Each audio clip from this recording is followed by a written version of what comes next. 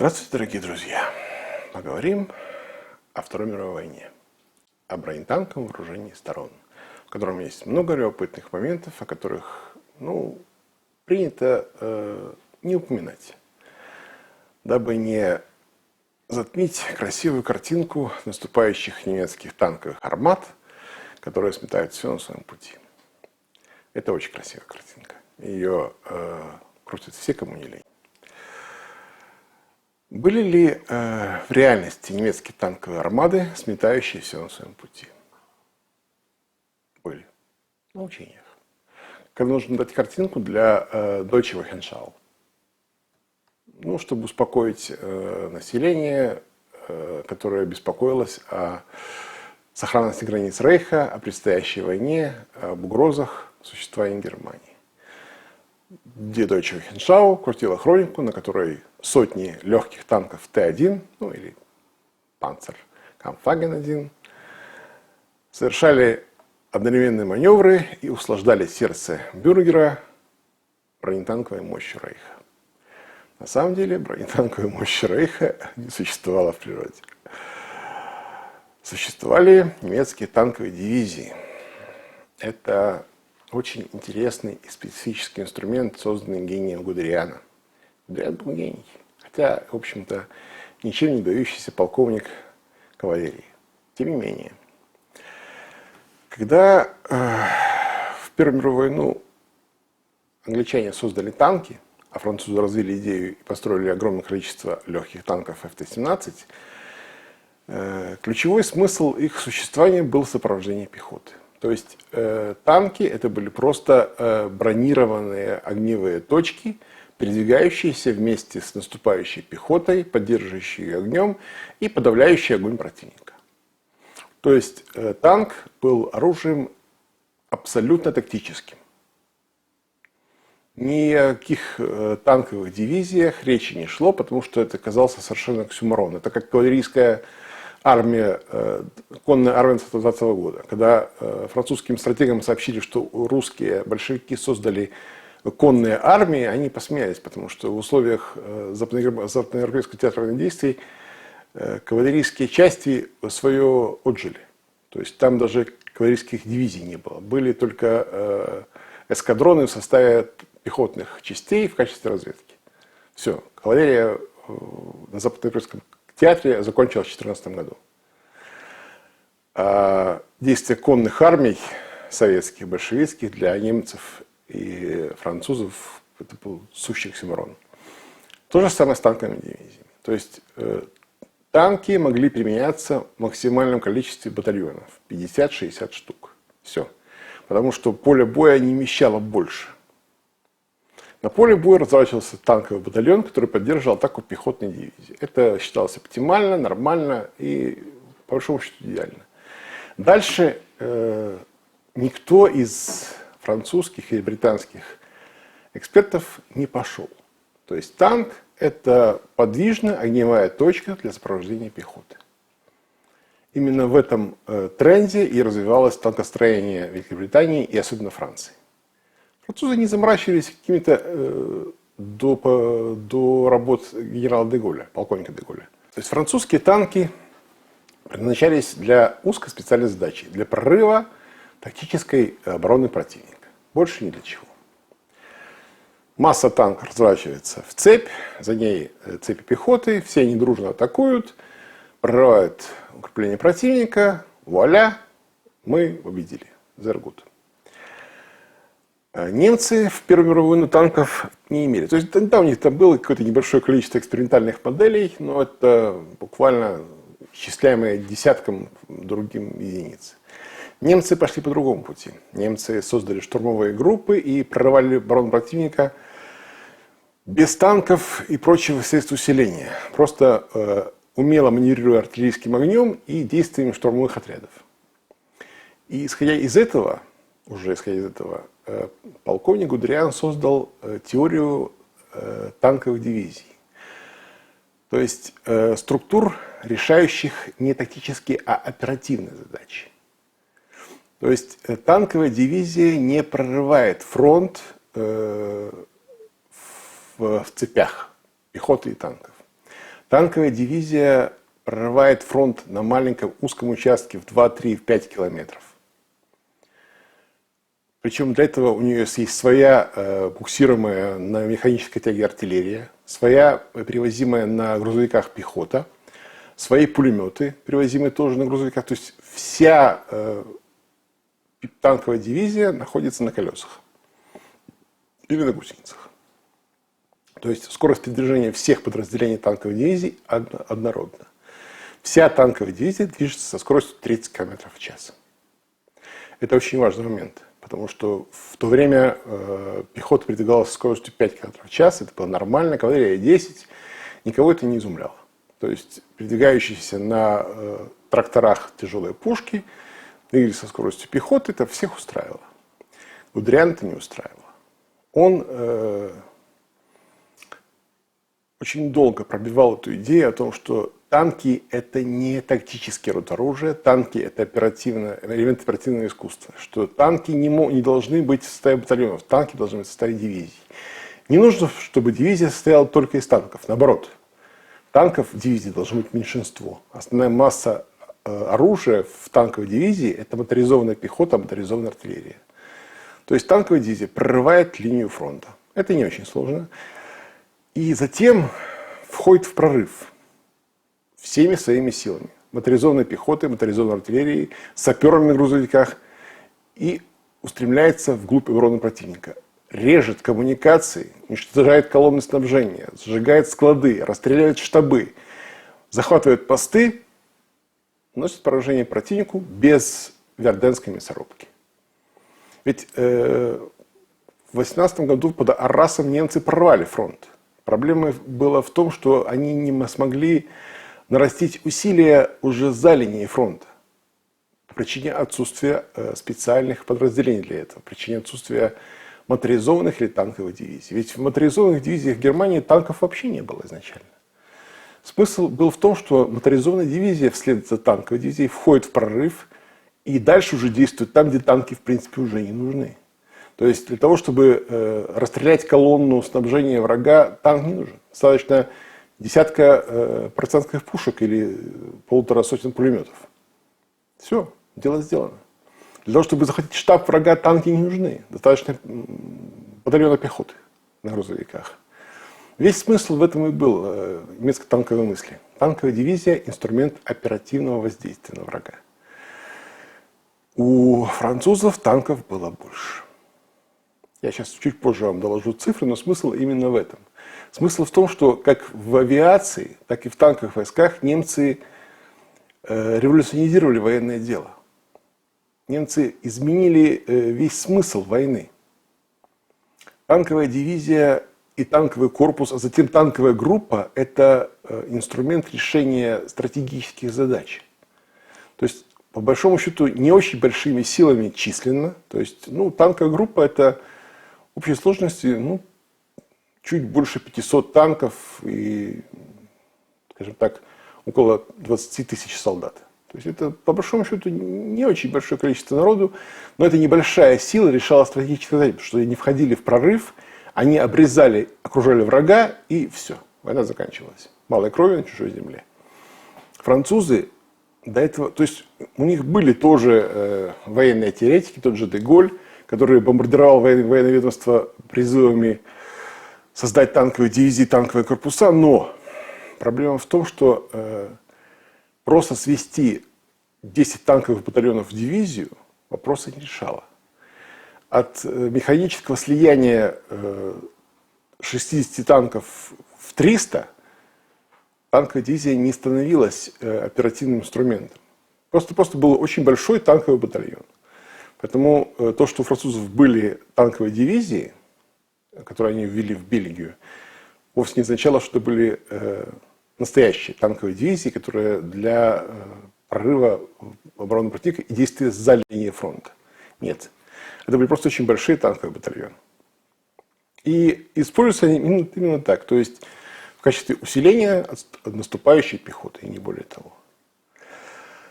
Теперь по количеству. Это очень важный момент. Потому что мы все считали о том, что Франция была слаба в танках. Ну, опять же, все читали Экзюпери, все же помнят военный летчик о том, что 80 миллионов промышленных рабочих – это больше, чем 40 миллионов крестьян. Любопытный довод. Итак, французские танки. Надо сказать, что к концу Первой мировой войны количество легких танков во французской армии превышало 3000 штук. Это было очень серьезное количество, причем танки эти были для тех времен лучшие. И когда война завершилась, был подписан Версальский мирный договор, около 3000 танков Рено ФТ-17 были поставлены на хранение, в предвидении грядущих бед и опасностей. Довольно долго, лет 5-6, эти танки просто стояли, потому что ничего лучше придумать было нельзя. Это было лучшее, что создала военная мысль Франции по состоянию, наконец, Первой мировой войны. В 24-26 годах эти танки прошли модернизацию. Была увеличена лобовая броня и броня на башне. Было изменено вооружение, были сняты устаревшие пулеметы, поставлены более новые, вместо Шаша Гочкисы. Этот танк стал называться Рено М26-27. К 30 году их было на вооружении 1800 единиц. Чем они были хороши, чем плохи? Как подвижное огневое средство для поддержания пехоты вполне годились. Имел короткоствольную 30-цилиндровую пушку, имел пулемет, имел 2 члена экипажа, не было радиостанций, но они были не нужны. И так все было видно хорошо. Зачем они нужны радиостанции? Командира танка не было. То есть был стрелок из пулемета или пушки, он же был заряжающий, он же был командир. Опять же, повторюсь, в качестве подвижного огневого средства в командире нужды не было. Командир нужен, когда танк является частью оперативного соединения, танковой дивизии. Тогда нужно иметь связь с осуществляющим командиром, знать свою задачу вне поля боя. То есть танк маневрирует, ведет сражение или движется зачастую автономно от пехоты.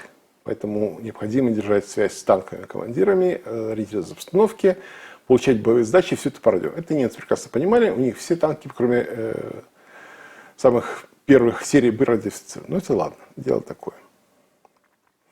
Надо сказать, что Красная Армия на своих Т-26 тоже не стала радиостанцией, потому что считалось, что необходимости для радиосвязи в тактических порядках пехоты для танков нет. Танки так видят, по кому стрелять. Зачем ему связь? Только удорожает конструкцию. Но это потом нам и аукнулось, и нам, и французам.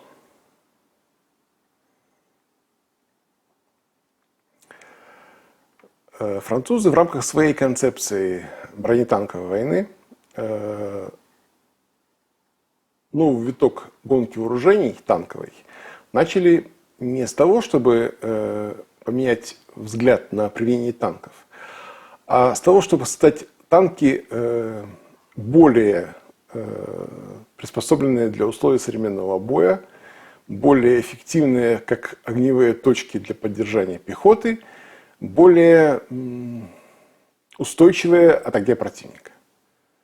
То есть ни об автономности, ни о скорости, ни о радиосвязи, ни о наличии командиров экипажа речи не шло. Французские танки продолжали оставаться средством поддержания огневой поддержки наступающей пехоты и тактическим видом оружия.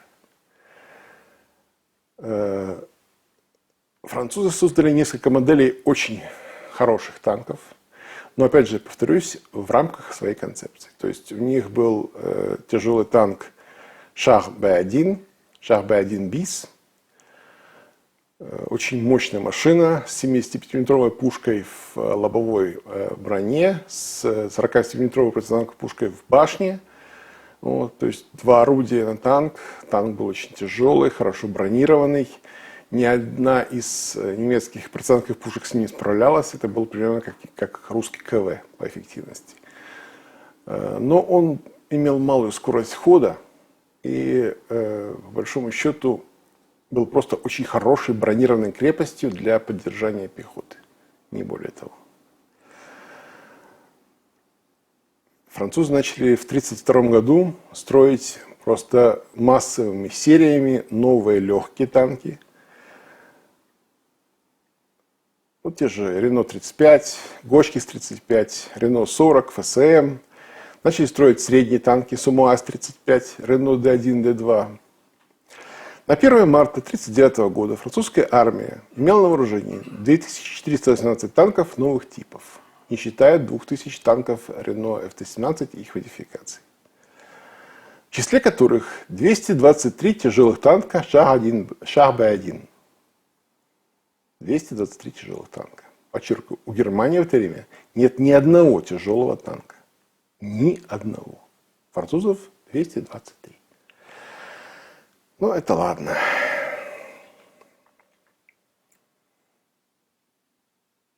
2418 танков новых типов. Прошу эту цифру запомнить. Это важно.